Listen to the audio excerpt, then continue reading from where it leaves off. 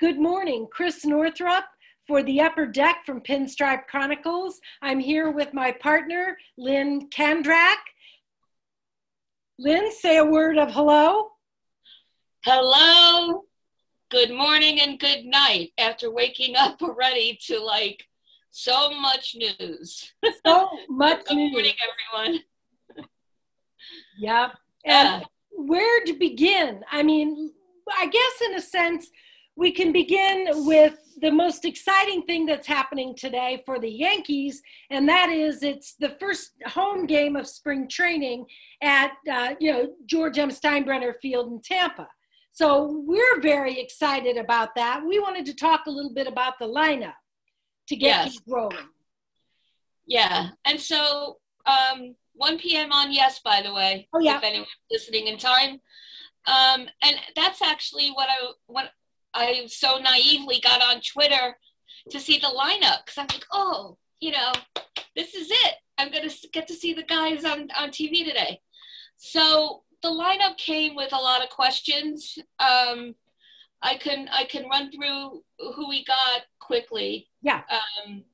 So we have Anthony Rizzo leading off, and we'll park that for a minute because we'll break this down. We have Judge at second, which is predictable. We have Gallo hitting third. Excuse me. We have Stanton DH, predictable.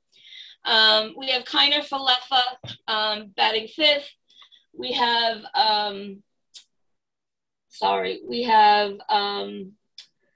Ender and Chiardi. Yeah. And Chiardi. Yeah. Jose Peraza. David Freitas is catching. Yeah. And we have Cabrera playing second. And starting is Severino. Yeah. Yes. So ride, baby, ride. But there's certainly a lot to break down in the lineup alone. Yes, there definitely is.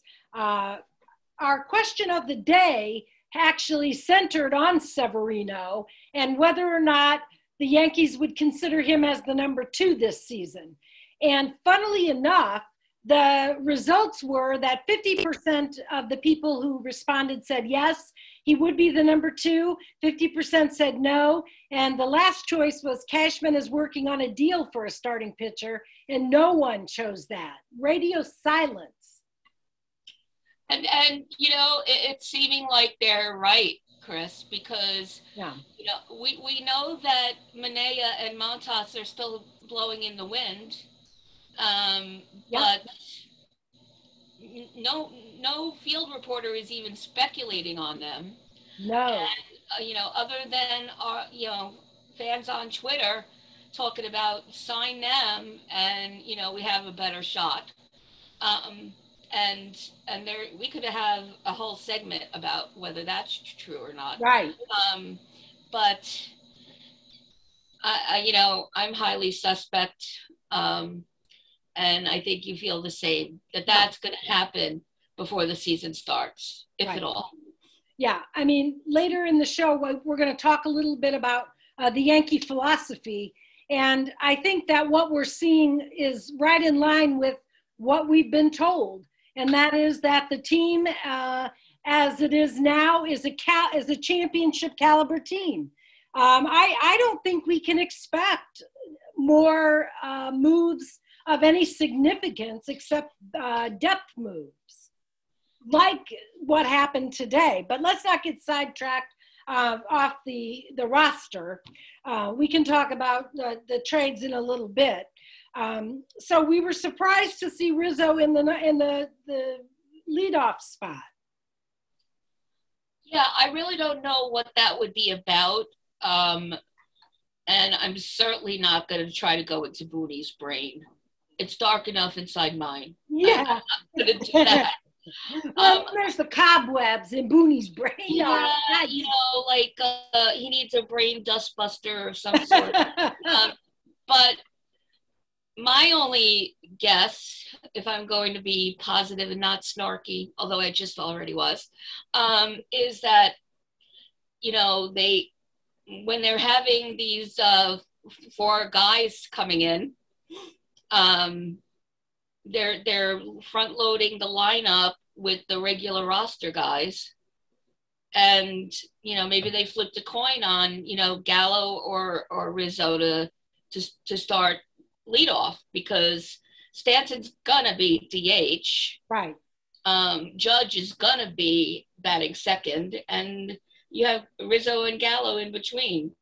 And then after that, you have all the newly acquired guys. Right. So I guess I'm hoping it's about that, because clearly both Rizzo and Gallo are like 5th, 6th, 7th even batters. Right. Yeah, I mean, I don't know who I would prefer in this lineup to see leading off, but I mean, I would think that for leadoff, you would want someone with that, you know, a little more athletic, you know, someone who could lay down a bunt or, you know, run out a infield single.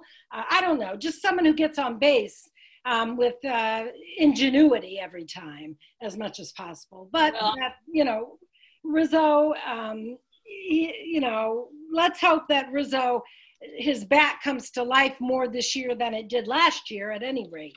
Right. And yeah. And you can't have Gallo leading off because he strikes out too much. And you certainly can't rely on Gallo if Rizzo and Judge get on. You can't count on Gallo to advance them. Right. Other than if he hits a good pop-up, you know, and they, you know, and he could do a sacrifice of some sort. But I know. Yeah, but everybody wants to tell us about Gallo's on base percentage or his walks or whatever. You know, just hit the ball, get on base, not people around. This is what we want. You know, Gallo is, so far in my opinion, Gallo's just been a load. So. And it's just going to be a little bit amusing when we see the Tigers shift. Yeah. Already in the bottom of the first. Yeah.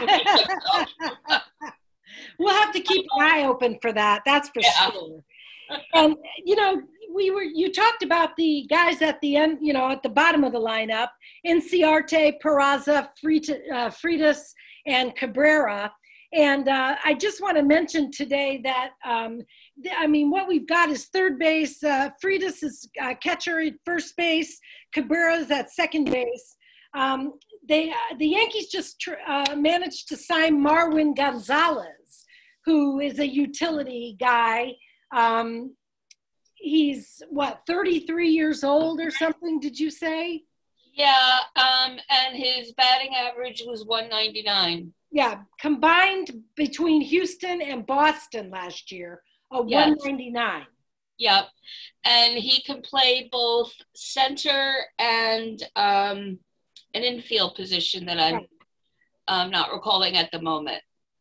And so, as you would expect me to say, Chris, why not then just, you know, make Gardy the depth guy?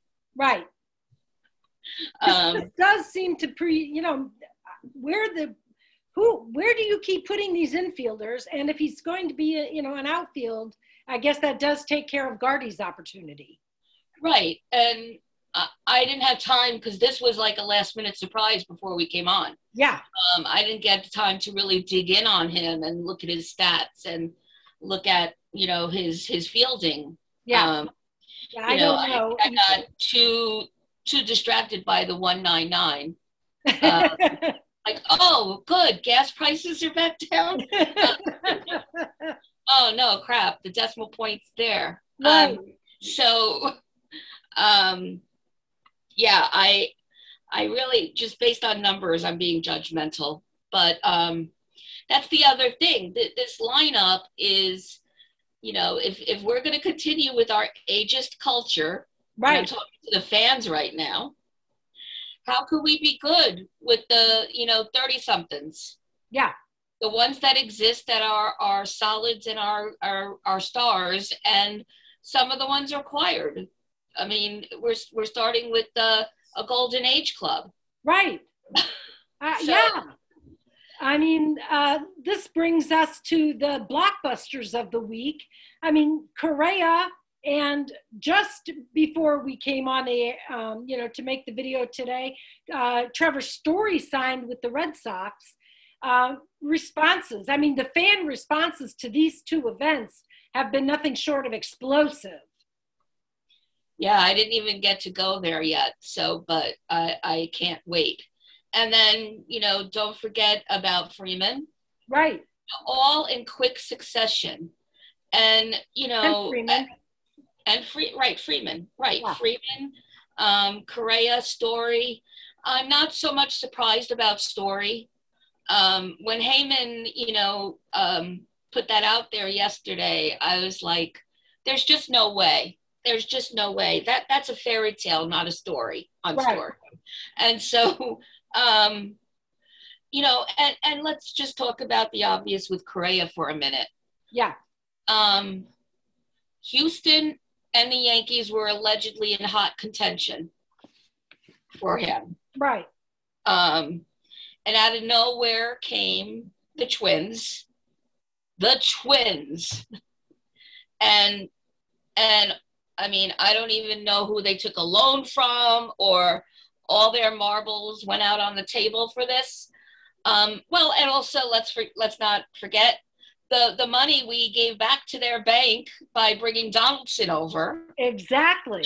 So Cashman got pumped, and really, that's the end result, and that was likely their plan all along. Right. They get to twirl their little mustache and go, they got the Yankees. Yeah, they did. The Yankees played. And fans just, raked the front office and Cashman over the coals for the Correa deal.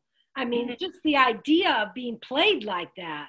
And then to, the story came out that they were interested in Correa, but I don't know. So I forget what the gist of that was, but that there was interest in Correa. Cashman said something about, I can't remember. Did you see that tweet? No. All right, I'll have to look that one up. I'm sure Cashman and Hal are going to spin this as strategy. Right, I'm sure that they are spinning it. They did. Right. Yeah. And by the way, can we stop referring to Cashman as Cashball? Yes. Can we please, everybody?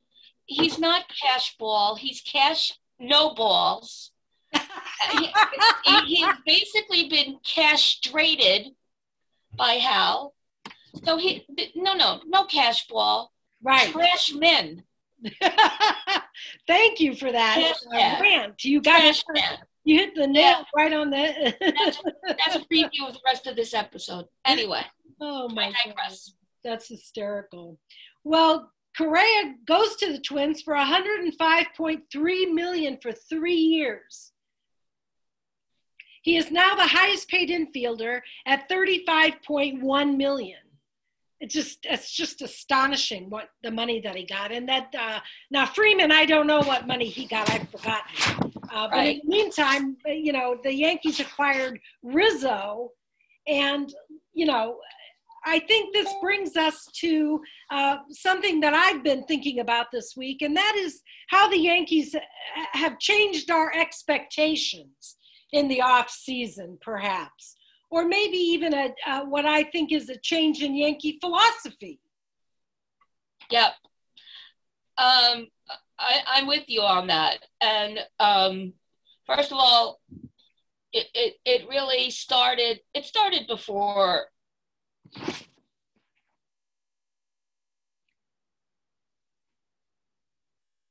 the past couple of years.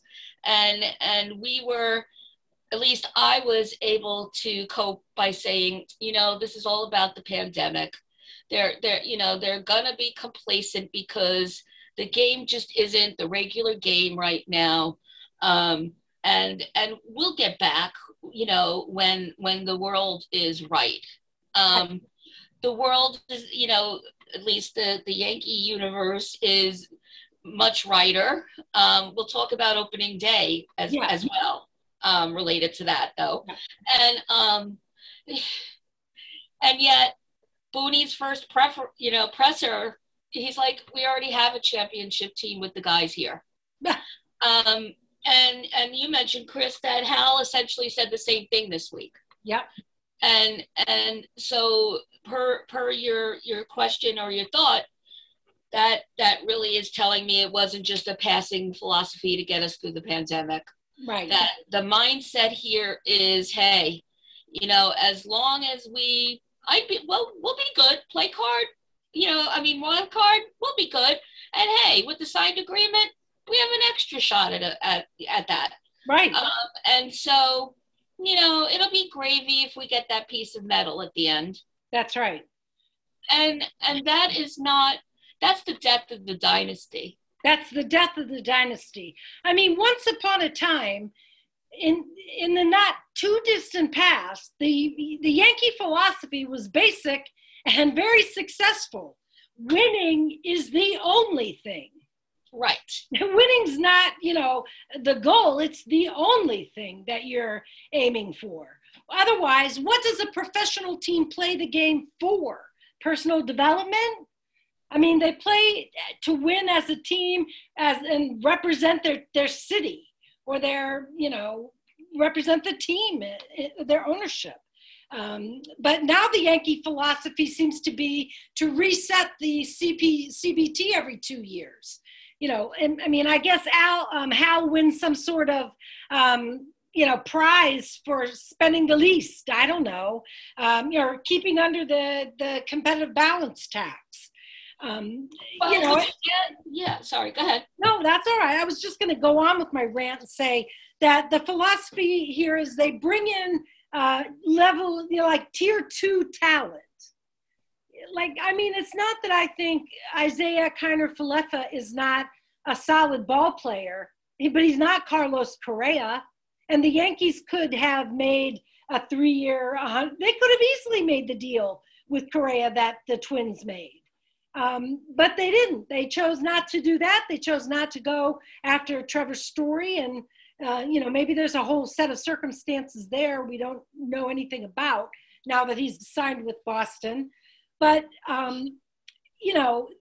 so the idea these days, in my opinion, is the Yankees bring in this tier 2 talent, and then they want to home grow the rest of their talent, coach them up right, ultimately guess which ones will be successful and hold on to them like grim death until their value is sucked like the life out of them. And then you can't do anything with them. Meanwhile, they bypass all the generational talents, and they've been doing this since Machado, Harper, Verlander, and more recently, Correa, Freeman, and Story. And that's my rant for the day on the change in Yankee philosophy as I see it. Well, I'm happy to keep you riled up. Before all those names early on, don't forget about Semien and Seager. Right. And those, flew out like on a FedEx truck. Yes. And then, then the lockout was the lockout, etc. But there were so many missed opportunities, but they were willful missed opportunities. Exactly. So again, cementing for you what your point. And this thing with bringing in these second tier players. Look, it's a gamble, right? Because you could be surprised as hell with some second tier guys. And, they might get up here, make the 40-man, and be the next Aaron Judge. You can't ever rule that out. That's right. That's true. But the risk, is it far greater? I think it is, that's not going to play out. And if it were to start to look like, wow, the Yankees got, Aaron Judge 2.0 at, in Scranton, you don't think that that's going to become a feeding frenzy for trades, even before that guy would make it up to the roster? So, they're showing all their cards. And by hanging on, which it's not even, speculation anymore. They're hanging on of Peraza and Volpe. And there's others. These two just happen to be the big buzz. They're showing their cards. They're like, they're going to be held hostage now for the next big move they want to make. Well, cash considerations, and we want Volpe and Peraza. I know, yeah. And that's going to give them, forget about the dollars, the fluid dollars. And and there's no way we couldn't have afforded Correa. Right. And still be well below the threshold. Even with the money spent on Donaldson, they just didn't care enough. Right. They just feel like, we're fine with, treating these second tier players as spaghetti. We'll keep throwing them at the wall, see who slides off, see who kind of sticks. Yeah. And go with them. Yeah. And that's just crappy, stupid philosophy. It's not for a billions of dollar franchise. Yep. We're a worldwide embarrassment.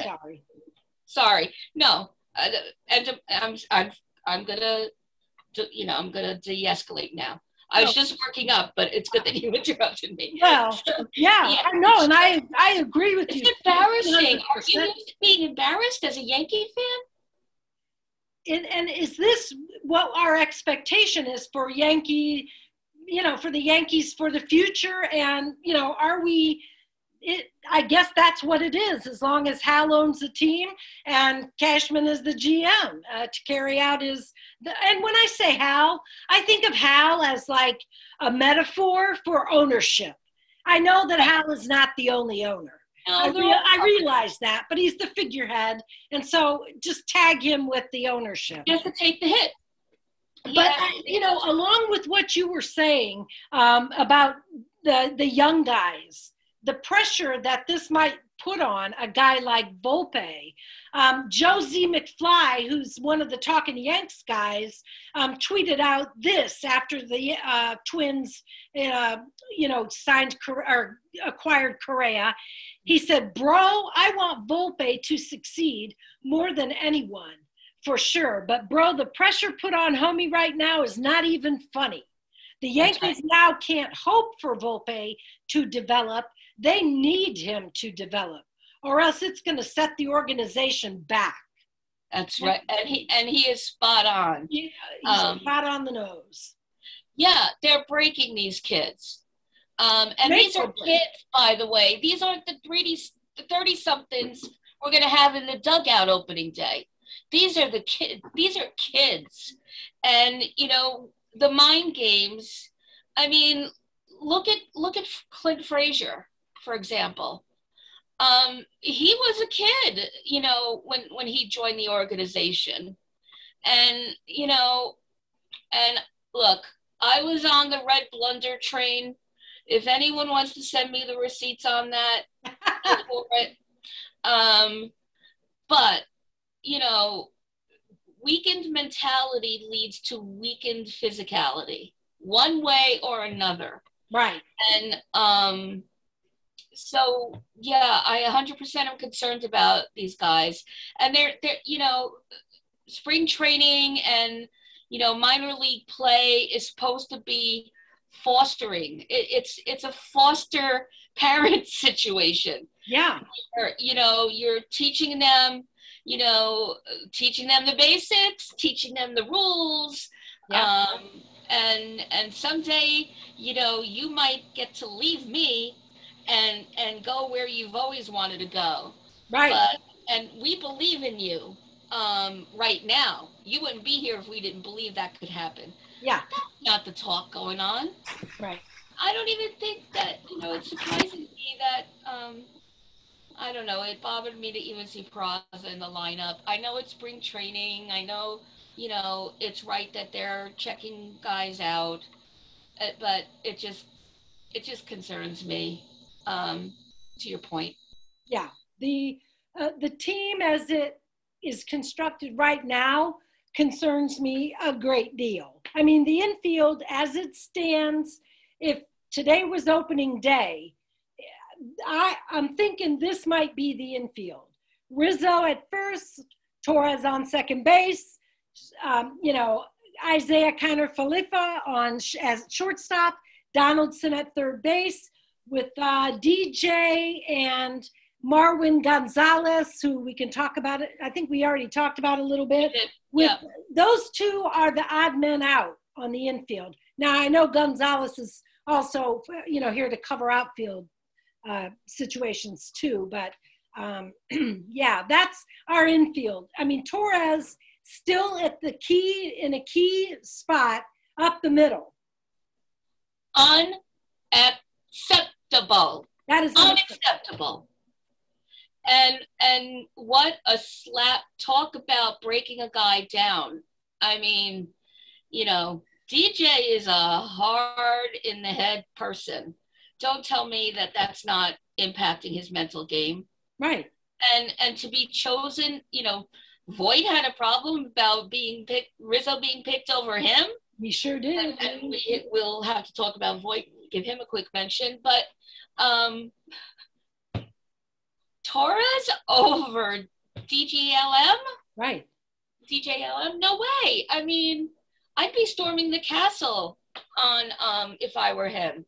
But that makes no kind of sense. What are they doing? It's the fact that Glaber, another prospect that has been around, he's 25 years old. I mean, I guess the thought is you don't give up on a 25-year-old. You just move him from position to position. I guess, I don't know, to cover up the bad defense, to put him in the least spot that makes you the least vulnerable. I don't know. And if he doesn't hit this year, disaster. Well, wouldn't a negotiation between the Twins and the Yankees, if the Yankees were to go heel to heel with the Twins on Story, not Story. Correct. Yeah, Correa rather. Okay, listen, we believe in Glaber. We're holding on to Glaber because we believe in him. He's 25. He hasn't had enough time to show who he is. We'll give you him at $5 billion. but seriously, and I know I've seen that a lot on the feeds, and fans aren't wrong. We didn't give Glaber much of a shot at short. And we also didn't give him that shot during regular seasons. But I'm sorry, in terms of loyalty counts when you're building, when you have the attitude and the philosophy that you're a championship team, ride or die, till the end. No trophy, no success. Right. But then they do this, and they're. What's the conversation in the clubhouse? Do you think? Right. What are they saying to DJ? Yeah. To rationalize this. I'd like to know. I don't see any rational, explanation there. No. I mean, they paid him the money. They gave him a contract and to sit and come off the bench and play, a utility role behind Glaber Torres. All right. Well, DJ isn't the 37-year-old Gardy. No, he's not. So and I believe that DJ last year was an off year. He's had him before, but that's not who DJ is. And if he doesn't, I definitely think he can be bounced back candidate of the year. Yeah. He could definitely come back and have a strong, solid year for us. You can't give some others a pass and not do the same for anyone else. Right. And we've said this so many times on the show. He was injured. And he's the kind of player that, knowing that, we were like the infirmary team last year. Yeah. He was going to continue to grind because we were already so short-shrift. so many other places as it was. He didn't That's want to, right. I'm sure he didn't want to stress the team out further until he had no choice because he was that hurt by then. Right. He's a dirt dog, man. He wants to be out there grinding away. You know, he's just phenomenal in the field. Right. And at the plate, of course. So we know DJ's getting the raw deal at the moment. And I mean, I think Yankee fans held out hope that something big was in the works for Glaber that might bring a starting pitcher over, or maybe some other, maybe a catcher. Now all of a sudden we are short because of injury. The deal that in the Gary Sanchez, Gio Urshela deal, we got, and I had to check his name, Ben Rohrvet, back, a AAA catcher, to pair up with Higgy, and he's got an oblique injury. Right, and not likely to start opening day. Not likely. A grade 1 oblique strain is what I read. That's right. And so that's why we have who is it catching today? So that's why we have Freitas today. Yeah, we have Freitas today, and I guess we'll have Rob Brantley catching behind Higgy on the big club. I mean, I assume. I don't know. I mean, Freitas, like you said to me before we started, is 33 years old.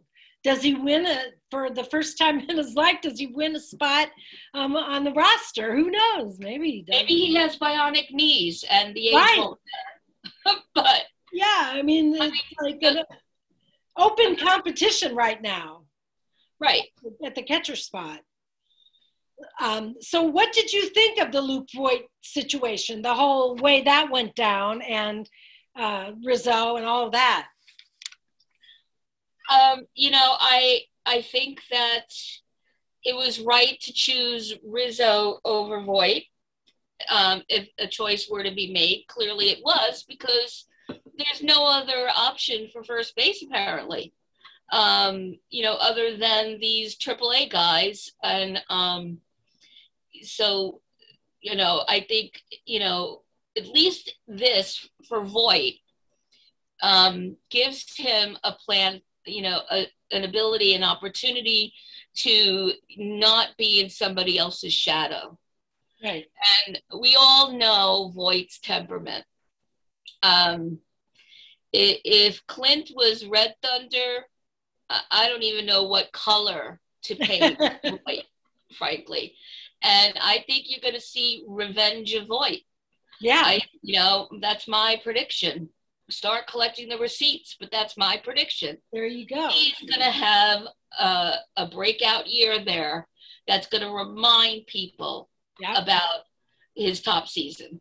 Yep, and Voit brought back a AAA pitcher, a right-hander named Justin Lang. I guess he has thrown 105 miles an hour. As with most young pitchers, his command is not there. He doesn't have command of that. But anyway, so, that's what we got in return for Voit. And fans were kind of stunned, I think, that was all we got. But Voit was hurt last year. He only played a limited number of games for the Yankees. And you can't count on 2 seasons ago as like the gold, coin here. Right. And the pitch with Lang, he's not a left-hander, correct? I think he's a right-hander. Yeah. He's a right-hander. So no moves that they've made, which are relatively little, get us the lefty that we need. Right. And that brings me to Montas and Manaea. Yeah. Who, although field reporting has been silent on, I see plenty of fans on Twitter talking about, sign them and the rotation, the rotation set, our odds increase, etc. Right. They're both righties. And, I think the big difference between the two of them is that Manaea would come with about a $10.5 million salary, and Manea would come with a 5.5. So even if this becomes a thought in, you know, a brain cell in Cashman's mind, it would be Manea. Stats wise, they're fairly neck to neck, but Montas, I think, has the edge. And age is a factor as well. So I don't know if we'll see anything there, but I'm also kind of sick and tired of looking at other possibilities because they never pan out. Right. We didn't get Rodon. He was the number one free agent out there, and after that, you know, there was hope that the Yankees would maybe trade for a starting pitcher because we do have a jam in the infield. And is something like that coming down the pike? I think not. I think that that they're going to stay the course. I think on everything at this point, absent of anything that might happen during the early season. Right. We are where we are. Yep. And where we are, by the way, is with Herman on the IL. Yep. Also not expected to be ready for the start of the season. That's right. Like a 6 week. Long time. And so then, okay, so our opening rotation's already screwed. And so then though that rotation's going to be more worked than, you know, they should be worked. I guess it guarantees Nestor sticking. Yeah. Because we've been going back and forth about that, right. wondering. But how's that? I mean, Herman, between Sevi, who I love and support, don't get me wrong, in terms of pitching, they're the two, well, there's several in the rotation, let's face it, you know, Taillon, you know, we're not a physically solid rotation. And so that would be the big argument. If we had, I don't even know that we could, you know, hang any kind of hat on Montas and Manea. I don't know enough about them. Yeah. But I think I saw Jack Curry tweet out that after Cole, the Yankee rotation is all question marks. And I disagree with that a little bit because I think Sevi's ready. I mean, he came back last season. You know, he was ready to come back. That doesn't mean he was Sevi that we know and love. But I mean, now that's a whole, you know, 6 months ago or whatever. It's time. Sevi's going to come out gangbusters, I think. As long as, of course, you can always say the caveat, as long as he stays healthy. But I think we've got a rotation that's not going to be too bad in the AL East with, you know, Cole, Severino, Monty, Nestor, and then the number 5, or Taillon's I forgot Taillon. I always forget Taillon because to me, he's a reclamation project and he still hasn't proved himself. And so I mentally don't count him in. But I guess you put Taillon in there as like the number 3 if he's healthy and going. But I think you were right the first way you were saying it when forgetting Taillon. I think that really my opinion would be that, you know, Monty should be 3rd, at least for the beginning. Okay. I think giving Taillon the 4 spot until we really see how he's feeling physically and doing, you know, performance-wise. And Nestor, I'm comfortable with it 5, and let's keep Herman at the bottom. Right. Nestor's the man. I love Nestor. I love his different deliveries. You know, his deception. I just love the guy. So I hope that he's in the rotation. I mean, of course, there's also Debbie Garcia. What? Oh, I didn't say anything. Oh, of course, there's also Debbie Garcia and Clark Schmidt and probably Heel Yeah. coming up behind. You know, these guys could also be in the mix for that number 5 spot. I guess no reason why they couldn't be, but at least we know that beyond the rotation, we would have those young arms. And we're probably going to see them while at least Herman is out. I would imagine they'd have to put one of them in. Yeah. If we're 6 games deep into the season before he comes back at least. Yep. So, yeah, I mean, I think with everything, we have to be good with what we have. And, you know, we can't jump to the end here. You know, right now we're looking at numbers and opinions when it comes to whether this is a championship team or not. Right? I mean, you can expect the unexpected with baseball. And I'm still that, you know, old, you know, literally and figuratively fan that still can have the philosophy of no win, no success. Right. But I am also the fan at the same time that's like, I believe in these guys. Yeah. And I believe that they can do anything. And when the season, you know, ends, I'm not going to still not believe in them. I'm not going to say that I'm disappointed in them, which is what fans do, right? You know, so disappointed in these teams. It's him. You know, they brought us down, you know, etc. But you know what? Let's shift our own philosophy a little bit to, like, let's not beat up on the guys so much. And it's the front office. That is clear. We can be upset and critical of performance, but at the end of the result, they were placed there. That's right. And they want to play. Yeah. They weren't happy being locked out. So to me, wanting to be there, wanting to be a Yankee, wanting to win, on the player side, I'm good with that. I agree with you 1,000%. No matter what I think of the philosophy of the Yankees or of the front office of the Yankees, no matter what I think of Aaron Boone's managerial style, at the end of the day, when you know, they say play ball, I'm there rooting for the Yankees, whoever's on the field on the team.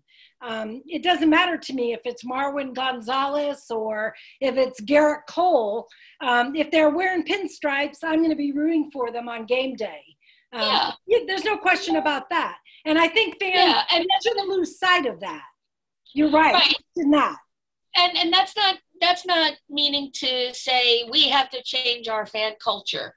No, it's not that, because we're loud, we're judgmental, we use Twitter to rant in those moments. Absolutely. You know, I mean, people were saying, get that bum out of here, like in every old movie you see, right? I mean, that you know, there's nothing wrong with that. You know, we're invested, we care, and we're going to get hot-headed in the moment. Yep. But let's remember that they're doing what they're told to do. They're playing the way they're coached to play. And that's the Yankee way too, right? You follow the line. And so at the end of the day, that's what I'm going to try to keep to. Am I saying right here publicly that you're not going to see me bitching on Twitter? No. Oh, no. No. You're going to see that today. Yeah. But that's a great way to tie things up, Lynn, is to remember why we're fans, to remember the joy that we get from whether we're being critical and analyzing the team and talking, you know, about around the hot stove. That's as much fun, in my opinion, as watching the game. Yeah. So I love the conversations. I hope that the fans who are out there will join us in these conversations.